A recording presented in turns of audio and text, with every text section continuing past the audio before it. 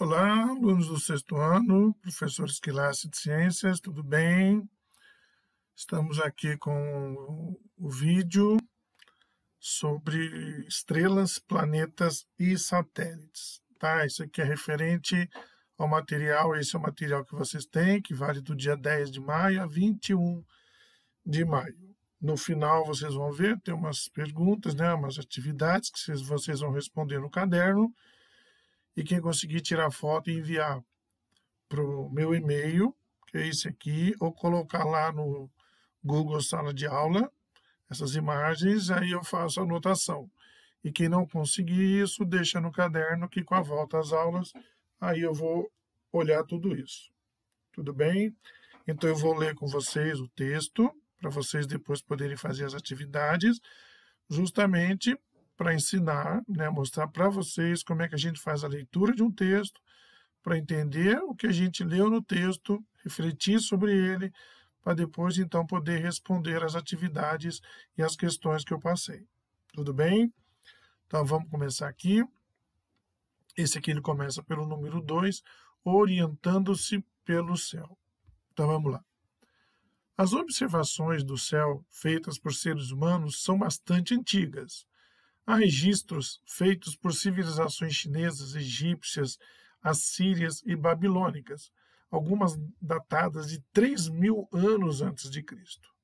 Esses registros do céu, eles eram utilizados nas práticas agrícolas para determinar os períodos do ano com mais ou menos chuvas e, dessa maneira, prever as melhores épocas para o plantio ou para a colheita de determinada cultura. A marcação do tempo foi essencial para organizar as atividades cotidianas e possibilitar o desenvolvimento dessas civilizações. Ao longo do tempo e das diversas observações registradas, essas civilizações puderam propor calendários cada vez mais acurados, né, cada vez mais efetivos, funcionais.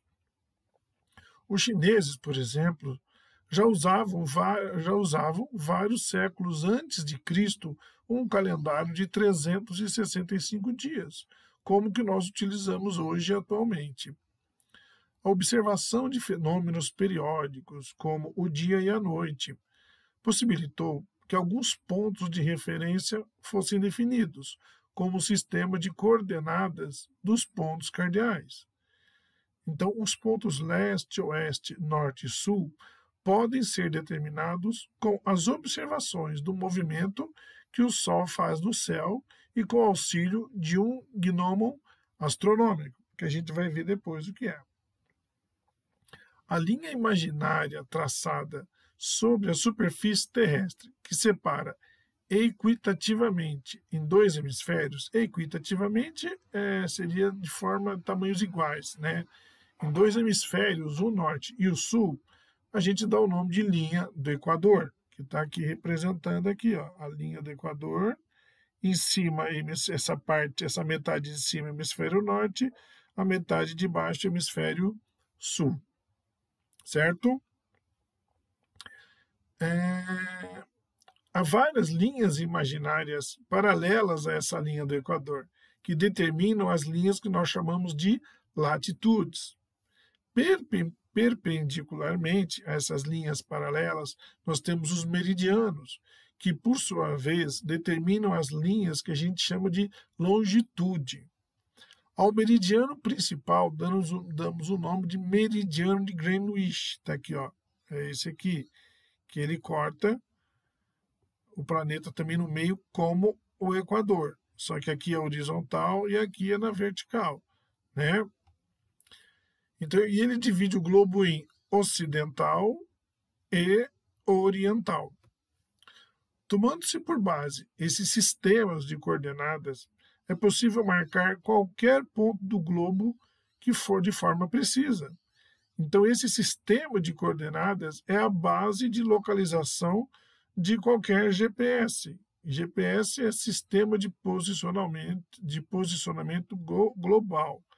GPS é a sigla em inglês, né? Então é Global Position System.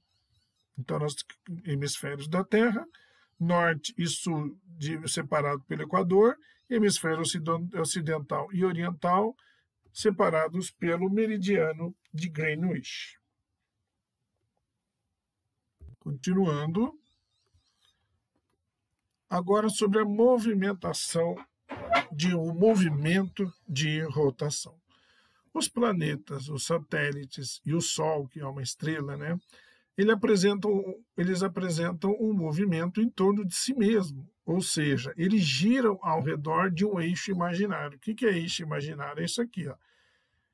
É como se fosse um palito que passasse aqui, né? Que é onde a Terra gira em torno. Então, pensa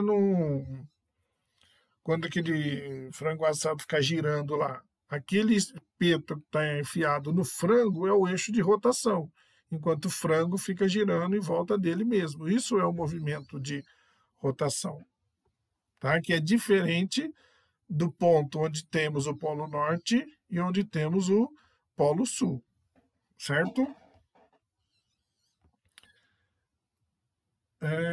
Então, esse é um movimento, né, chamado de rotação.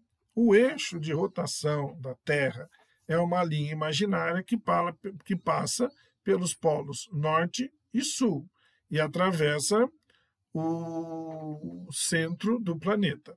O sentido de movimento de rotação do nosso planeta ele é anti-horário. O que é anti-horário? Ele vai no sentido contrário do que o relógio faz, certo? Ou seja, de oeste para leste, para um observador que estivesse sobrevoando o Polo Norte. O intervalo de tempo que o planeta Terra leva para dar uma volta completa em torno do seu eixo de rotação é de 23 horas, 56 minutos e 4 segundos, que convencionou-se, então, que o dia terrestre teria 24 horas. Então, a Terra ela não leva exatamente 24 horas para dar uma volta em torno da Terra. Ela leva 23 horas, 56 minutos e 4 segundos. Depois, com o tempo, isso vai sendo corrigido, esse tempo que sobra. Então, esse intervalo de tempo ele é marcado considerando que um ponto qualquer sobre um meridiano terrestre execute uma rotação completa, ou seja, 360 graus, em relação a uma estrela muito distante. Chame-se esse tempo de dia sideral, ou seja, dia que pertence às estrelas. Porém, em relação à estrela mais próxima de nós, que é o Sol, marcamos o que chamamos de dia solar para aquela localidade. Como consequência do movimento de rotação da Terra, temos o dia e a noite, sendo o dia o período em que uma região da superfície terrestre recebe a luz do Sol, a luz solar, e a noite o período não iluminado pelo Sol. Dependendo da latitude da Terra em que se está, os dias e noites têm diferentes durações ao longo do ano, de acordo com as estações. Isso ocorre porque o eixo da Terra ele é inclinado em relação ao plano da órbita, e os períodos de iluminação dos dois hemisférios são diferentes. Então, nós temos aqui o planeta Terra, nós temos aqui o eixo de rotação, e aqui é o movimento, né, anti-horário, e ele dá uma volta de 360 graus, é uma volta completa, e aqui metade do planeta está recebendo a luz do Sol, porque eu sei que o Sol está desse lado porque a luz está chegando aqui. Então, enquanto desse lado aqui metade do planeta é dia, a outra metade é noite. Por isso que quando isso aqui vai girando, né, ele vai fazendo esse movimento, então o primeiro lugar no Brasil aonde o Sol aparece é aqui no Rio Grande do Norte, nessa pontinha aqui. E depois vai iluminando conforme ele vai girando. No caso aqui vai anoitecendo, né? Aqui anoitece primeiro no Rio Grande do Norte, depois vai anoitecendo em outras regiões, conforme vai perdendo a luz da luz que é emitida pelo Sol, certo? Os outros astros, que também apresentam movimento de rotação, eles dão voltas em torno dos próprios eixos em intervalos diferentes. Então, cada astro tem o seu. Por isso, os dias solares têm duração distinta para cada um deles. Certo? Agora, aonde que está aqui o movimento de translação? O movimento de translação, ele é o movimento que o planeta descreve ao redor do Sol e dura aproximadamente 365 dias. Essa trajetória descrita pela Terra durante o movimento de translação é uma órbita elíptica tão suave que se pode considerá-la praticamente circular. Quer dizer, ela não é um círculo perfeito, ela é elíptica, tá? Não é, um círculo, mas ela é muito próxima de um círculo. O plano que contém a trajetória da órbita da Terra é denominado de plano da eclíptica. O movimento de translação, assim como o movimento de rotação, eles ocorrem no sentido anti-horário, o sentido contrário do movimento do relógio, dos ponteiros de um relógio. Tá? Aí nós temos aqui, né, descrevendo a trajetória descrita pela Terra. Lembrando, a primeira coisa, o tamanho não está representado, porque o Sol é muito, muito, muito maior que a Terra, só para você entender o posicionamento. Essa aqui é a órbita da Terra, e esse plano onde a Terra gira, que eles chamam de plano da eclíptica, mas não precisa saber isso. E ao mesmo tempo que ocorre a rotação, ocorre a translação também. Então, ao mesmo tempo que a Terra gira em volta dela mesma, ela está fazendo um movimento em volta do Sol. Só que a rotação dura 24 horas e a translação dura 365 dias, certo? Então, como a órbita, lendo aqui embaixo agora, como a órbita é praticamente circular, a distância entre a Terra e o Sol durante o movimento, ele pouco se altera.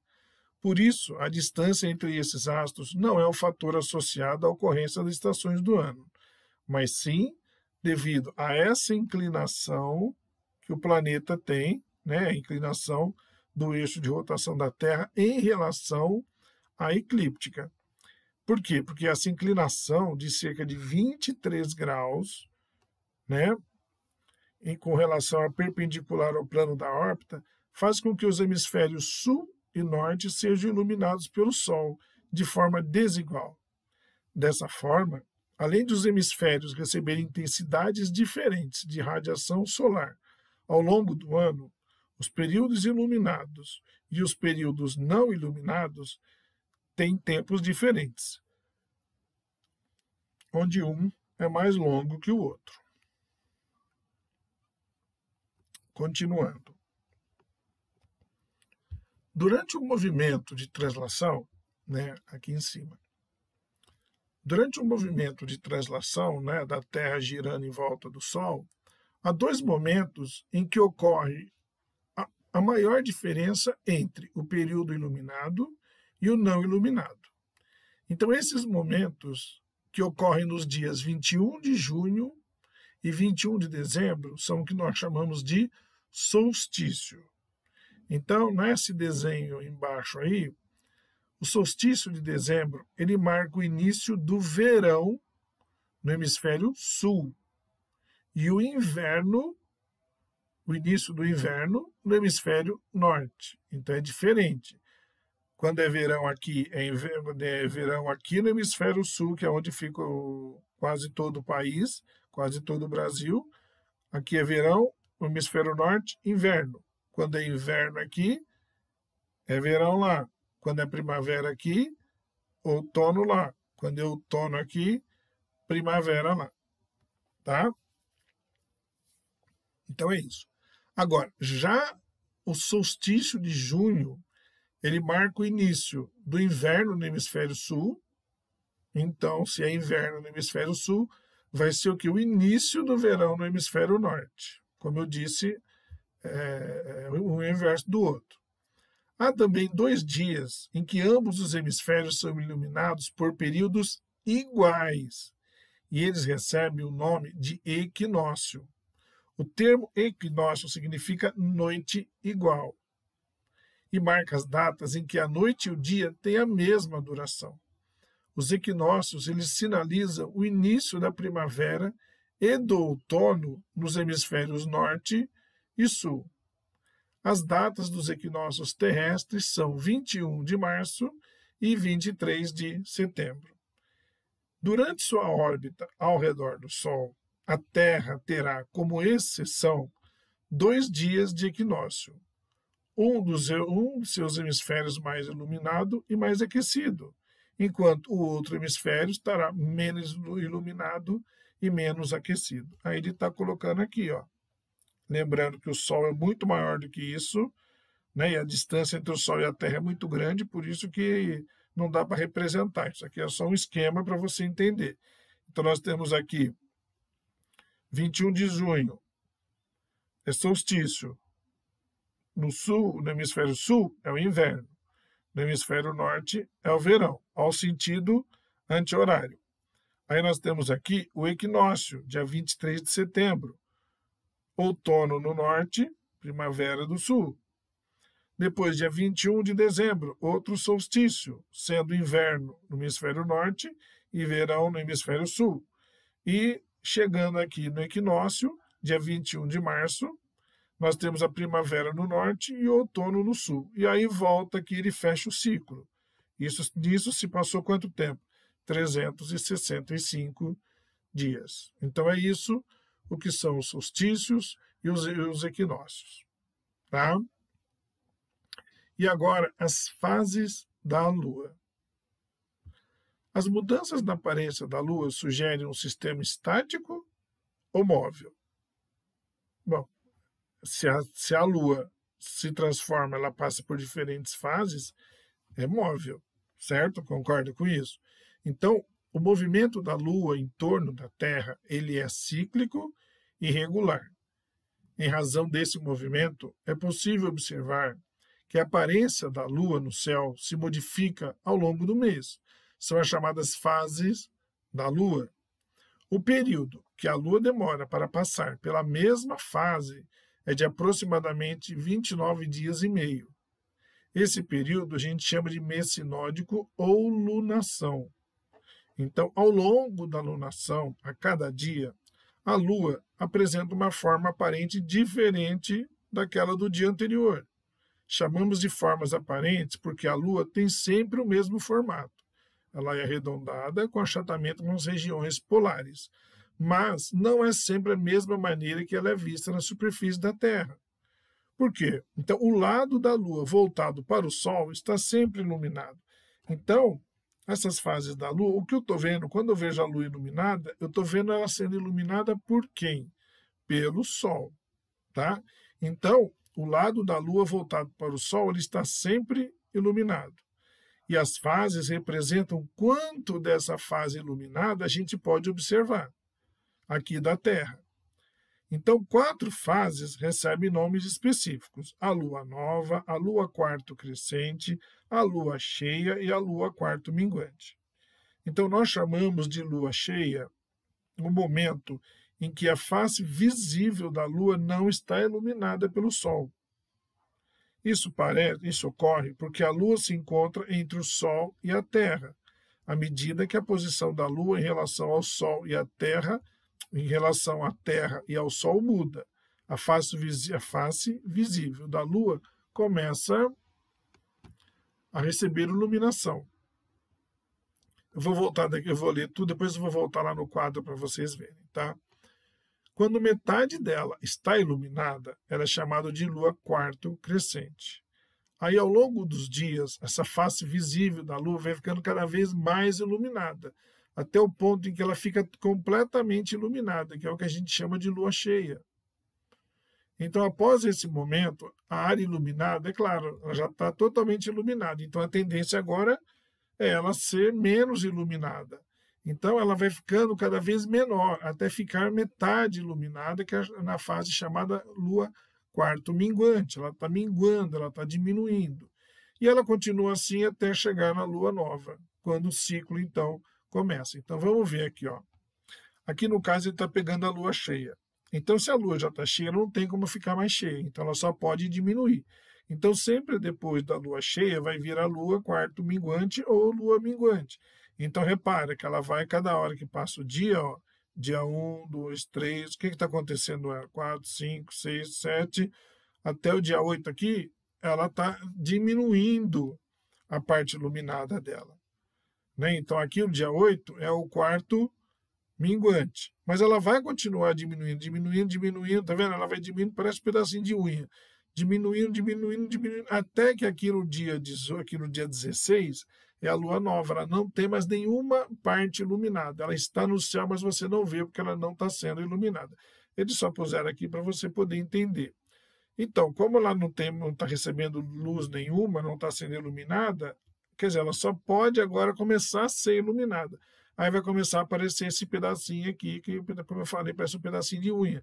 Vai aumentando, aumentando, aumentando, aumentando, até chegar no dia 24, ela está metade dela iluminada. Então aí, se ela não tinha luz nenhuma e começou a ser iluminada, começou a crescer a parte iluminada. Por isso que a gente chama de quarto crescente ou lua crescente.